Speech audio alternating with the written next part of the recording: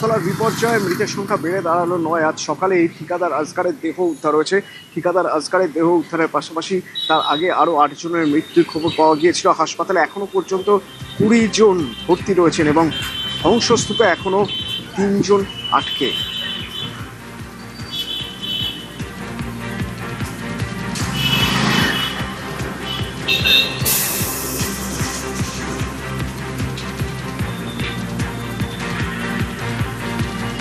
মৃতদের পরিবারকে 10 লক্ষ টাকা, আহতদের 1 লক্ষ টাকা অর্থ সাহায্য রাজ্যের।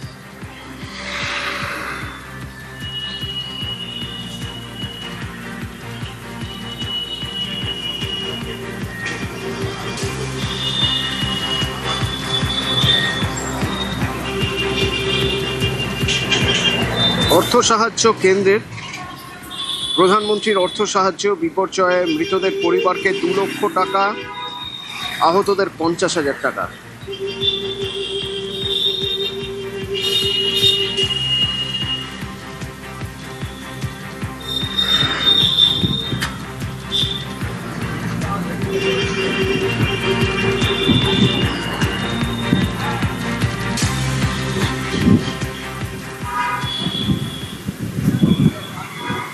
এই যে ভয়ঙ্কর একটা ঘটনা ঘটলো, এত মানুষের সর্বনাশ হয়ে গেল, এই বিপর্যয় যারা বিপর্যয়ে মোকাবিলা করেন, এই ধরনের ঘটনা সামলান, যখন এই ধরনের বিপদ হয় তখন ঝাঁপিয়ে পড়েন যারা ওয়েল ট্রেন, তারা একে বলছেন যে এটা প্যানকেক কোলাপস। আচ্ছা, প্যানকেক কোলাপস কেন? প্যানকেক কোলাপস মানে সরাসরি নিউজরুম থেকে আমার সঙ্গে কমলিকা আছে। কমলিকা, দেখো, এই প্যানকেক কোল্যাপস কিন্তু একটা খুব ভয়ঙ্কর ভাবে যদি এই জায়গাটায় নাড়া লাগে তাহলে এ ধরনের প্যানকেক কোল্যাপস হয়। সাধারণত যেটা আমরা জানতে পাচ্ছি, যারা এনডিআরএফের যারা এখানে কাজ করছে তাদের কাছ থেকেই আমরা জানতে পেরেছি যে যদি ভূমিকম্প হয় তাহলে যেভাবে বিল্ডিং কোল্যাপস করে সেই কোল্যাপসটাকেই বলা হচ্ছে প্যানকেক কোল্যাপস। এবার কিভাবে এটা হয়, যে এই যে ওয়্যারহাউস যেটা ছিল, অর্থাৎ এই যে ফ্যাক্টরি শেড ছিল, এটা একটা 3 তলা আন্ডার কনস্ট্রাকশন ফ্যাক্টরি শেড তৈরি হচ্ছিল এবং এটা ধাপে ধাপে 3টে তলা ছিল। এই পুরো 3টে তলা এটা একসঙ্গে একেবারে নিচে ঢুকে যায়। এই যে নিচে ঢুকে যায় একসঙ্গে এবং লেয়ারের পর লেয়ার থাকে, সেই কোল্যাপস যেটাই একেবারে হয় এবং একেবারে এটা ভেতরে ঢুকে যায়। অর্থাৎ ভূমিকম্প যেটা হয়, ভূমিকম্পের এফেক্টে যদি পড়ে যায় তাহলে যেভাবে হয় এইখানেও কিন্তু একই ঘটনা ঘটেছে। এবং সেটা কি হয়েছে, যেহেতু এটা 3 তলা একটা আন্ডার কনস্ট্রাকশন ফ্যাক্টরি শেড ছিল, নির্মীয়মান ফ্যাক্টরি শেড ছিল, সেটা একেবারে ভেতরের দিকে ঢুকে যায়। ফলে কি অসুবিধা হয়, ফলে যেটা এনডিআরএফের যিনি সিও তিনি জানাচ্ছেন এবং তারা যেটা জানাচ্ছেন সেটা হচ্ছে 3টে লেয়ার, অর্থাৎ ভেতরে একটা লেয়ার তলায় আছে, তার উপরে একটা লেয়ার, তার উপরে একটা লেয়ার, তার উপর সবকটা একসঙ্গে বসে গেছে।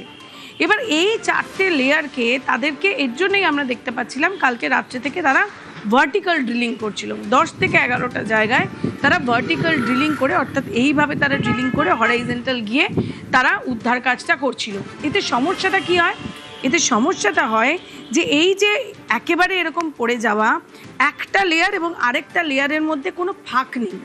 যেহেতু কোনো ফাঁক নেই, অর্থাৎ যারা ভেতরে আটকে ছিল তাদের পক্ষে নিঃশ্বাস নেওয়া একেবারেই কার্যত বলা যেতে পারে নিঃশ্বাস তারা নিতে পারছিলেন। এবং সে জায়গা থেকে দাঁড়িয়ে এনডিআরএফ, ভারতীয় সেনাবাহিনী, ডিজাস্টার ম্যানেজমেন্ট টিম এই যে ভার্টিক্যাল ড্রিলিং করে তাদের অক্সিজেন ভেতরে পাঠানো, তাদের জল ভেতরে পাঠানোর চেষ্টা করেছে।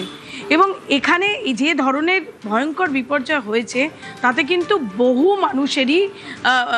বহু মানুষই মারা যেতে পারতেন। কেন? কারণ এই কোল্যাপসটা প্যানকেক কোল্যাপস। কারণ এই যে দুটো যে লেয়ার, তার মধ্যে কোনো ফাঁকা জায়গা নেই যেখান থেকে যারা ভেতরে আটকে পড়ে আছে তারা নিঃশ্বাস নিতে পারতো। এবং এটাই সবচেয়ে বড় চ্যালেঞ্জ হয়েছিল। কিন্তু সেই জায়গা থেকে দাঁড়িয়েও এনডিআরএফ, ভারতীয় সেনাবাহিনী চেষ্টা করেছে যে এদেরকে বেশিরভাগকেই বাঁচিয়ে নিয়ে আসা যায়। সেই বড় চ্যালেঞ্জটাকে এটা কিন্তু সত্যি এটা বাহবা দেওয়ার মতো, যেখানে ভারতীয় সেনাবাহিনী, এনডিআরএফ, এসডিআরএফ, কলকাতা পুলিশ সবাই মিলে এই কাজটা করেছে। কমলিকা, এই আমরা যে প্যানকেক খাই, হ্যাঁ, সেটা আমরা দেখি যে কেকের একটা স্তর, তার উপর আরেকটা লেয়ার, মানে সেটার কথা মাথায় রেখে কি এই ধরনের কোলাপসকে প্যানকেক কোলাপস বলে? যখন সারা বিশ্বে যখন ভূমিকম্প হয় তখন ভূমিকম্পতে আমরা কি দেখতে পাই, যে ছবিগুলো আমরা দেখতে পাই, ভিডিওগুলো দেখতে পাই, তাতে দেখি যে এক ঝলকে পুরো বাড়িটা পড়ে যায়, এক ঝলকে বড় বড় যে বড় বড় যে বাড়িগুলো রয়েছে বা স্ট্রাকচারগুলো রয়েছে সেটা একেবারে এক নিঃশ্বাসে যেন ঢুকে যাচ্ছে ভেতরে। এটা প্যানকেক এই কারণেই বলা হয়, যেরকম তুমি বলছিলে, যে লেয়ার পর এক একটা লেয়ার, মানে একতলা, তার উপর দোতলা, তার উপর তিনতলা, এই তিনটে একসঙ্গে ঢুকে গেছে এবং এই প্রত্যেকটা তলার মাঝখানে কোনো জায়গা থাকছে না, একটা আরেকটার সঙ্গে এতটাই লেগে আছে যে মাঝখানে কোনো ফাঁক জায়গা নেই। এবং সেই জন্যই এই যে চ্যালেঞ্জটা যারা এই কাজটা করেছে তাদের পক্ষে কিন্তু এটা বলা যেতে পারে এটা খুব দুর্বিষহ কাজ। এবং তারা যেহেতু ভারতীয় সেনাবাহিনী সঙ্গে সঙ্গে এসে গেছে, এনডিআরএফের কাছে এই সমস্ত অত্যাধুনিক যন্ত্র রয়েছে, তাই তারা চারিদিকে ভার্টিক্যাল ড্রিলিং করে তারপর সেখান থেকে এটা বার করেছে। সুতরাং এই যে প্যানকেক কোল্যাপস, সেটা কিন্তু মানে যে কোনো বাড়ি পড়ে যাওয়া আর এই যে প্যাটার্নটার মধ্যে কিন্তু অনেক তফাৎ আছে। ধন্যবাদ কমলিকা। আসলে এই ক্ষেত্রে আমরা যদি আর্টিফিশিয়ালি আমরা যদি এআই জেনারেটেড একটা ভিডিওর মাধ্যমে বোঝার চেষ্টা করি, আমরা দেখব যে এই ফ্লোরে উপরে যখন ঢালাইয়ের কাজ হচ্ছে, মানে সিলিংয়ে যখন একদম ছাদ ঢালাইয়ের মতো কাজ হচ্ছে, ঠিক সেইখান থেকে যখন ভেঙে পড়লো একেবারে একসঙ্গে একটা লেয়ারের উপর আরেকটা লেয়ার, আরেকটা লেয়ারের উপর আরেকটা লেয়ার, ঠিক যেমন প্যানকেক থাকে ঠিক সেরকমভাবে একটার উপর আরেকটার উপর পুরোপুরি বসে গিয়েছে। এবার এক্ষেত্রে যেটা হয় সেটা হচ্ছে যে এই একটা তলে যারা রয়েছেন দুটোর মধ্যে কোনো গ্যাপ থাকে না, মানে হাওয়া এদিক ওদিক হওয়ার কোনো জায়গা থাকে না, সেই জন্য এর ভিতরে যারা আটকে পড়ে থাকেন তাদের পক্ষে সার্ভাইভ করাটা সবচেয়ে কঠিন হয়ে থাকে।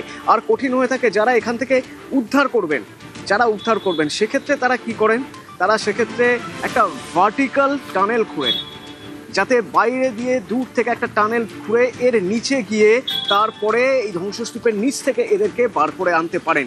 তারা তোলার ক্ষেত্রে ঠিক এটাই হচ্ছে। Question is, you have done vertical drilling, right? Yeah. So what was the process? Because this was a three-story building. Because this collapse is quite a unique. It's a pancake collapse, Right. and the collapse is So what's a pancake collapse? pancake collapse is suddenly the entire building, the entire floor collapses on each other. So Okay. it's like a pancake.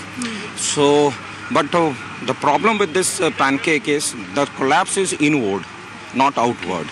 So inward, when there is an inward collapse, so chances of approaching to the victim becomes very difficult. Very difficult. So you did vertical drilling and So we have gone through the vertical drillings. So almost all the floors we have cut. So southern bank we have almost cleared it. So there are no victims trapped up till the last floor. All the floors have been checked. We are continuously checking other areas also. So one team, there are 3 teams are attending those identified victims, and other 2 teams are. Right now, how many teams are there? There are 5 teams. We are working around 200 persons plus 200 persons. So 5 teams, NDRF teams working out, and they are doing it on a vertical drilling way. Since it's a pancake collapse, so it's quite difficult to do the relief, to do the operation. But till now, they have recovered more than 29 people, and they are confident that there are more 4 to 5 people whom they will recover soon.